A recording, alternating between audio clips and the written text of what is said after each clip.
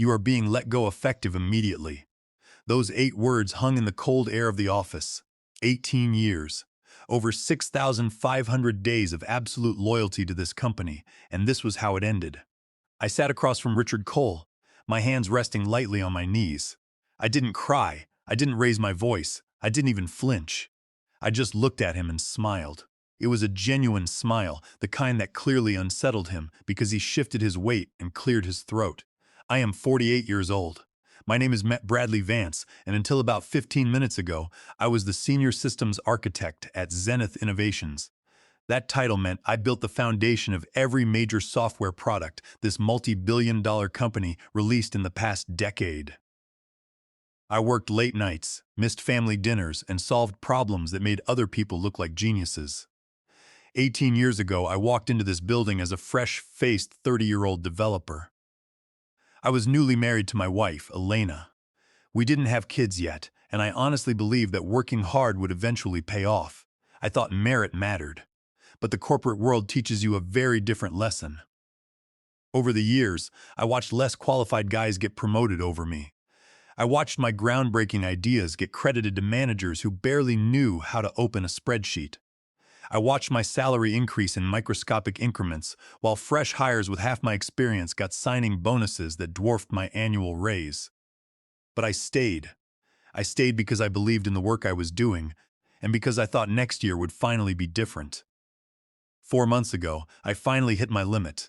I went to Richard, who had been the vice president of engineering for 7 years, and I presented my case. I brought documentation. I showed him every critical crisis I had solved, every major architecture I had designed, and every metric that proved my value to Zenith.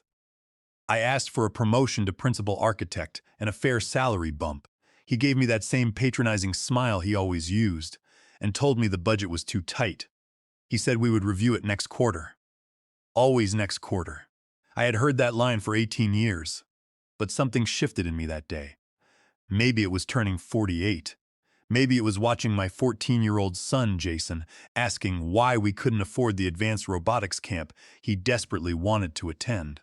Maybe it was seeing Elena working extra shifts at the clinic while I worked for a company valued at over $4 billion. Whatever it was, I walked out of Richard's office and made a decision. I didn't quit, and I didn't complain. I prepared. I started documenting everything. I noted every system I had designed, every infrastructure flaw I had patched, and exactly how dependent the entire company was on my specific knowledge. I didn't do anything illegal. I just gathered facts. Zenith Innovations was preparing for the biggest launch in its history. We had spent 2.5 years building a revolutionary data management platform called the Apex Project. Tomorrow, November 12th, at 3 in the afternoon, we were scheduled to demo it for a major client. That demo would secure a $75 million contract. I had architected 85% of the system, but I had also built something else. 8 weeks ago, I embedded a small, elegant piece of code into the system infrastructure. I called it the Compliance Audit Protocol. It wasn't malicious. It didn't delete data or hack anything. It simply ran a massive security and compliance check, flagging every single violation of the company's internal policies and federal regulations. The protocol was set to run tomorrow morning at 8, exactly 7 hours before the massive client demo. When that protocol ran, it would reveal some very dangerous secrets. While preparing my promotion case, I had noticed strange irregularities. Richard had been authorizing unvetted external contractors to access proprietary code, a direct violation of federal trade secret protections. Budget money had been funneled into shell vendors. Security protocols had been entirely bypassed to meet unrealistic deadlines. He was blatantly violating his fiduciary duty as a corporate officer. If I reported it directly, I would just be dismissed as a disgruntled employee. But the automated audit protocol would flag all of it, generate undeniable reports, and send them straight to the board of directors and the legal compliance team. And the only person who knew how to untangle the system and secure it before the launch was me. I had planned to use this as leverage. I was going to walk into his office next week, show him the audit results, and demand what I was owed. But he moved first. He fired me today, less than 24 hours before the launch. I stood up from the chair in Richard's office, unclipped my security badge, and placed it on his desk. I looked him in the eye and said, "Good luck with tomorrow's release." For a split second, I saw pure panic in his eyes. He reached for his phone and mumbled that security would escort me out. I gathered my personal items. The coffee mug Elena bought me, a small plant, and nothing else. Frank, the older security guard, walked me to the elevator. He apologized quietly. I told him not to be sorry. I rode the elevator down from the 18th floor. The autumn air hit my face as I walked out of the building. I drove home feeling lighter than I had in years. My phone started vibrating in the cup holder. Texts from colleagues wondering what happened. I ignored them all. When I pulled into the driveway, Elena's car was already there. We had been married for 20 years, and she knew me better than anyone. She met me at the door, her brow furrowed. I told her I got fired. She went through shock, then anger. She knew how much I had sacrificed for Zenith. She asked if I was okay. I smiled and told her I was better than okay. I explained the audit protocol. I explained the timing. I told her that by tomorrow morning, the entire engineering division would be in complete chaos, and the only person holding the key was currently standing in his own kitchen. Elena stared at me for a long moment, and then she started laughing. The kids came home from school.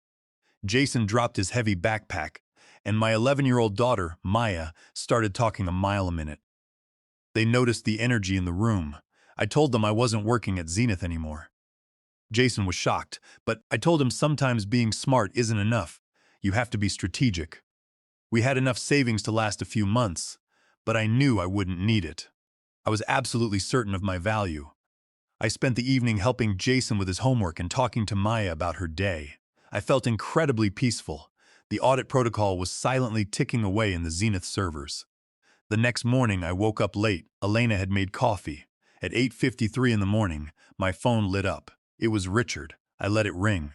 He left a frantic voicemail about the system flagging thousands of critical issues. He begged me to call him back. I deleted the voicemail. My phone rang 3 more times.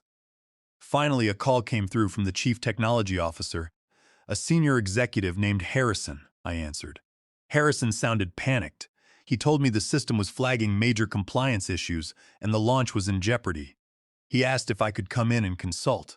I told him I was fired yesterday and I had other commitments. He practically begged. He told me the $75 million contract was on the line. I asked him if he knew about my denied promotion and my 18 years of stagnant pay. He went quiet. I told Harrison I would come in at 11, but as a consultant, and I wanted the chief legal officer in the room. No, Richard. Harrison agreed instantly. I put on my best suit. Elena kissed my cheek and told me to get everything I deserved. I drove back to the Zenith headquarters. In the parking garage, Richard ambushed me. He looked completely unhinged. He grabbed my arm and begged me to fix it, promising to get my job back. I told him he had violated security protocols and breached his fiduciary duty, and his career was over. Just then, the head of legal stepped out from behind a car. She had witnessed the whole thing. Richard turned pale and walked away. In the executive conference room, I sat down with Harrison and the legal team. I opened my laptop and showed them exactly what the audit protocol had found. I showed them the unauthorized contractor access, the budget anomalies, and the bypass security checks. I explained the legal implications of Richard's actions under the doctrines of corporate compliance and fiduciary duty. They were horrified. I told them I could fix it in 6 hours, ensuring the launch would go perfectly. Harrison asked what it would cost. I demanded a consulting fee of $800 an hour for today. I also demanded reinstatement as principal architect, a 45% salary increase, full back pay, and the authority to conduct a full audit of the engineering division's compensation practices. They didn't even blink. They drafted the contracts within the hour. I spent the next 6 hours working in a temporary executive office on the 28th floor. I untangled the mess, secured the system, and removed the unauthorized access. By 3 in the afternoon, the demo went flawlessly. The client signed the contract. Harrison thanked me personally. As I packed my things, Richard came to the door. He had been officially terminated. He tried to blame me, saying I sabotaged him. I told him the system only exposed what he had already broken. It wasn't revenge, it was consequences. I went home that night and told my family the news. Jason was getting his robotics camp. Elena and I drank wine on the porch. 2 years later, I am the senior vice president of engineering. Productivity is up 18%, and retention has improved by 50% because we actually pay people fairly now. Richard is completely gone from the industry. I never sought to destroy Zenith. I just forced them to acknowledge my worth. Sometimes, the most powerful thing you can do is simply walk away, knowing you left behind a perfectly timed mirror for them to look into. Know your worth. Document everything, and never let them make you forget it. The days that followed my dramatic return to Zenith Innovations were a blur of intense restructuring. I hadn't just secured my position.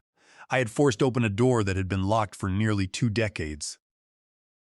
When I walked back onto the 28th floor that Monday, the atmosphere had visibly shifted. It wasn't just that Richard was gone. It was the sudden realization among the staff that the old rules no longer applied. I was no longer the guy in the corner cubicle, quietly fixing everyone else's mistakes. I was the principal architect with direct reporting lines to the chief technology officer and the board of directors. The power dynamic had been completely inverted, and I intended to use every ounce of that leverage. My first order of business was dealing with the immediate aftermath of Richard's departure. The compliance audit protocol I had designed didn't just stop running after the demo. I had permanently integrated it into the system architecture. It now ran weekly, sweeping through our databases and flagging any deviations from federal trade regulations or internal security policies. I spent my first 2 weeks leading a task force to thoroughly review the 18 months of data we had compiled. What we found was staggering. It wasn't just the unauthorized contractors. Richard had been operating a shadow budget. He had diverted resources from critical infrastructure updates to pet projects run by his friends at external consulting firms. This was a textbook case of corporate waste and a profound breach of fiduciary duty. I documented everything. I built comprehensive dossiers on every violation, every missing dollar, and every bypassed security check. I presented these findings to the board, and they were horrified. They immediately authorized a complete financial audit of the entire division, giving me the authority to oversee the technical side of the investigation. While the financial auditors dug into the numbers, I turned my attention to the culture. 18 years of working under a corrupt management system had left deep scars on the engineering team. I knew there were other talented developers who had been sidelined, underpaid, and undervalued simply because they didn't play Richard's political games. I initiated a series of one-on-one meetings with every single member of the engineering staff. Over 120 people. I asked them about their career goals, their frustrations, and the projects they had been denied. The stories I heard were infuriatingly familiar. I spoke with a brilliant junior developer named Marcus. Wait, no, his name was Julian. Julian had designed a revolutionary data compression algorithm, but Richard had taken the credit and presented it to the board as his own initiative. I spoke with a senior security analyst named Sarah. Let's call her Chloe. Chloe had been warning Richard about vulnerabilities in our legacy systems for 3 years, only to be told she was being overly dramatic. I took all of this information and began drafting a comprehensive compensation and promotion overhaul. I proposed a system based on transparent metrics, peer reviews, and verifiable technical contributions. No more secret promotions. No more unvetted bonuses for the boss's friends. I presented the plan to Harrison, the chief technology officer. He was hesitant at first. It was a massive disruption to the status quo. But I reminded him of the $75 million contract we had secured and the disaster we had narrowly avoided. I reminded him that a secure, efficient, and motivated engineering team was the only way Zenith could remain competitive. He signed off on the plan. Implementing the new system was not easy. There was resistance from some of the middle managers who had benefited from the old regime. They tried to undermine the new policies, complaining about the extra paperwork and the loss of their discretionary power. But I had the backing of the board, and I had the undeniable data from the audit protocol. When one manager tried to bypass the new security protocols to rush a minor update, the system flagged it instantly. I called him into my office, showed him the log, and gave him a formal warning. Word spread quickly. The era of cutting corners was over. The most satisfying part of the transition was righting the historical wrongs. I personally oversaw the promotion of Julian to a lead developer role, ensuring he received full credit and retroactive compensation for his algorithm. I elevated Chloe to the head of internal security, giving her the authority and the budget she needed to finally fix our legacy systems. I watched as people who had been beaten down and demoralized began to walk a little taller. The energy in the office transformed. We were no longer just surviving, we were building something exceptional. As the months passed, the impact of these changes became undeniable. Our product deployment times decreased by 22%. Our critical error rates plummeted. The sales team, armed with our newly stabilized and hyper-secure platforms, began landing contracts that we previously wouldn't have even bid on. My own life had transformed as well. The 45% salary increase had relieved a massive burden. Elena was able to reduce her hours at the clinic and focus on her passion for community health advocacy. Jason thrived at his robotics camp, building a prototype that actually won a regional competition. Maya started taking advanced art classes, and I was finally able to attend her showcases without worrying about a late-night system crash. The story of my firing and subsequent return became something of a corporate legend at Zenith. People whispered about the hidden audit protocol and the dramatic showdown in the executive conference room. I never confirmed or denied the details. The truth was far more potent than any rumor. I had simply understood the value of my own work, documented it meticulously, and used the legal framework of the company's own policies to hold them accountable.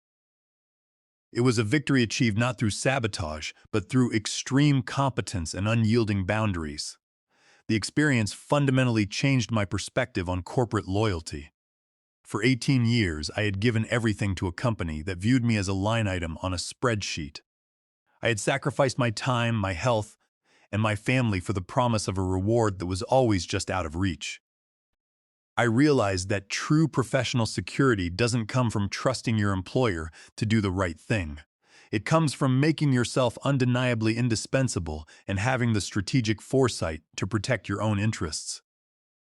Today, 2 years after that fateful November morning, I look out from my corner office and see a division that I helped rebuild from the ground up. I see a team of brilliant, dedicated professionals who are compensated fairly and recognized for their actual contributions. I see a system that is secure, compliant, and wildly profitable, and I see a reflection of my own journey. From a naive 30-year-old developer to a hardened senior executive who learned the hard way that you have to fight for your worth. The corporate world is a battlefield, and the most powerful weapon you can wield is your own unquestionable value. Never apologize for demanding what you have earned. Never let anyone diminish your contributions. And always keep a backup plan hidden deep in the code. The ripples of the changes I instituted at Zenith Innovations extended far beyond the engineering division. As our metrics continued to improve and our profitability soared, other departments began to take notice. The chief executive officer, a man who had barely acknowledged my existence during my first 18 years at the company, suddenly wanted regular updates on my compliance and restructuring initiatives. I found myself sitting in board meetings, presenting data-driven models for organizational efficiency that were being adopted by the marketing and sales teams. One of the most significant challenges I faced during this period was the legacy of Richard's mismanagement regarding external vendor contracts. While the audit protocol had flagged the unauthorized access, digging into the financial records revealed a web of deceit that was breathtaking in its audacity. Richard had been approving inflated invoices from consulting firms owned by his former college roommates. It was a classic kickback scheme, hidden beneath layers of technical jargon that the finance department hadn't understood. Working closely with the legal team, we systematically dismantled these fraudulent contracts. We recovered millions of dollars in misallocated funds, and the legal department quietly referred several of the worst offenders to federal investigators for corporate fraud. It was during this intense period of financial restructuring that I truly appreciated the power of the legal frameworks I had utilized. The concept of fiduciary duty isn't just an abstract corporate guideline. It is a legally binding obligation to act in the best interests of the company. Richard had treated Zenith as his personal piggy bank, and his blatant disregard for that duty was the ultimate weapon I used to destroy his career. It was a powerful lesson in corporate warfare. You don't need to break the rules to win. You just need to understand them better than your opponent and enforce them with ruthless precision. The cleanup effort was exhausting, but it was also incredibly rewarding. As we eliminated the waste and fraud, we freed up massive amounts of capital. I convinced the board to reinvest a significant portion of those recovered funds directly into the engineering team. We upgraded our hardware, expanded our training programs, and initiated a company-wide bonus structure that actually rewarded innovation and hard work. The morale boost was palpable. For the first time in years, people were coming to work excited about the possibilities, rather than dreading the inevitable crises caused by chronic underfunding.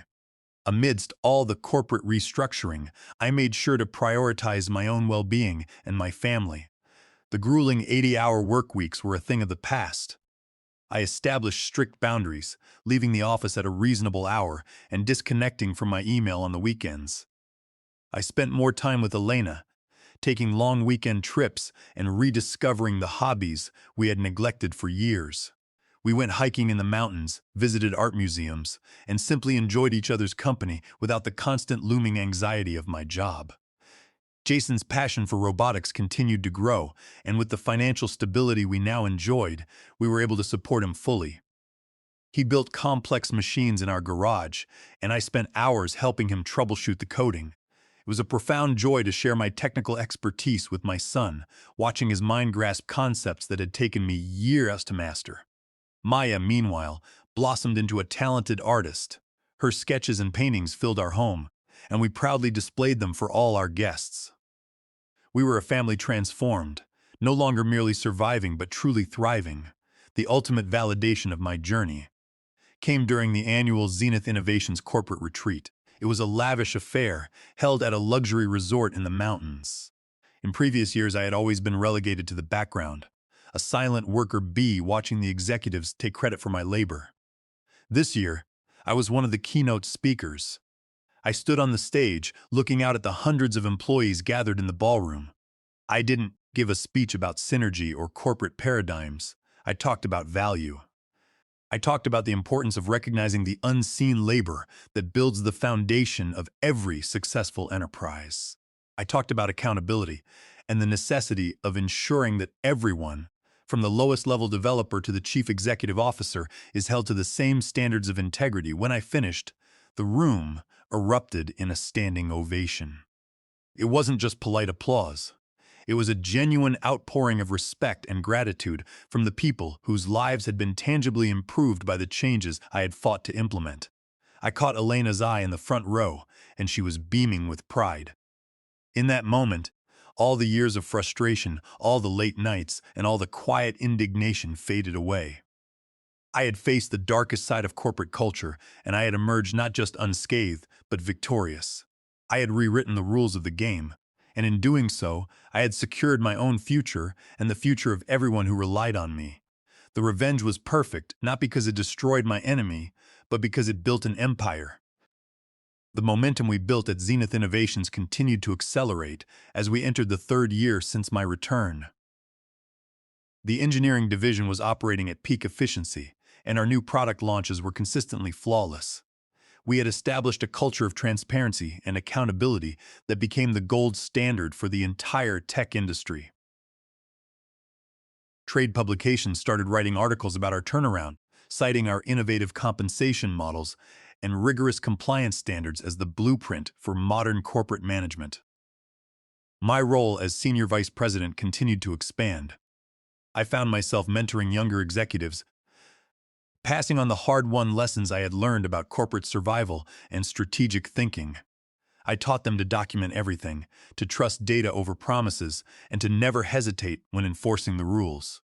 I emphasized the importance of understanding the legal frameworks that govern corporate behavior, ensuring they knew how to leverage compliance protocols and fiduciary responsibilities to protect themselves and their teams. One afternoon, I received an unexpected email. It was from a recruiter at a major competitor, offering me a staggering compensation package to leave Zenith and lead their engineering division. 5 years ago, I would have jumped at the opportunity. But now, I simply smiled and declined. I had built something extraordinary at Zenith, a system that reflected my values and rewarded genuine talent. I had no desire to start over in a new environment, navigating new politics and hidden agendas. I was exactly where I belonged, holding the power and the respect I had earned through sheer competence and unyielding determination. The legacy of the audit protocol lived on, not just as a piece of code, but as a symbol of the new era at Zenith. We integrated similar automated compliance checks into every department, ensuring that the shadows where corruption bred were permanently illuminated. It was a constant reminder that no one was above the rules, and that true success is built on a foundation of integrity and accountability. Looking back on that cold November morning in Richard's office, I realized it was the defining moment of my professional life.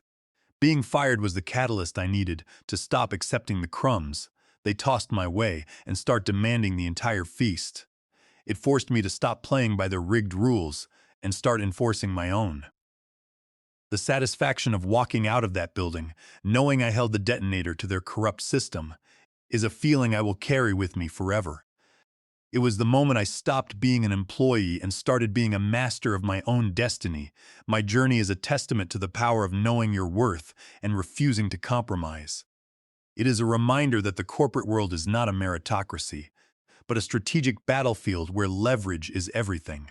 If you find yourself in a situation where your contributions are ignored, your loyalty is exploited, and your potential is suppressed, do not despair. Do not beg for recognition from people who are incapable of giving it. Instead, prepare, document your value, understand the rules of the game better than they do, and build your own leverage. And when the time comes, do not hesitate to use it. Smile, walk away, and let the systems you built speak for themselves. Because there is no revenge more perfect, no justice more satisfying than forcing them to realize exactly what they lost and watching them pay the price for their own arrogance. The impact of my decisions didn't just end with the restructuring of the engineering department. Over the next year, the culture of Zenith Innovations became a shining example of corporate responsibility. The systems we built and the policies we enforced created an environment where every employee felt valued and protected. This wasn't merely about holding a single corrupt manager accountable, it was about fundamentally changing the DNA of a multi-billion-dollar enterprise. We proved that profitability and ethical management are not mutually exclusive. In fact, they are inextricably linked. By eliminating the toxic practices of the past, we unleashed a wave of innovation that propelled the company to unprecedented heights. The satisfaction I derive from this achievement is profound. It is a daily reminder that one person, armed with the truth and the courage to act, can indeed dismantle a broken system and build a better future for everyone involved.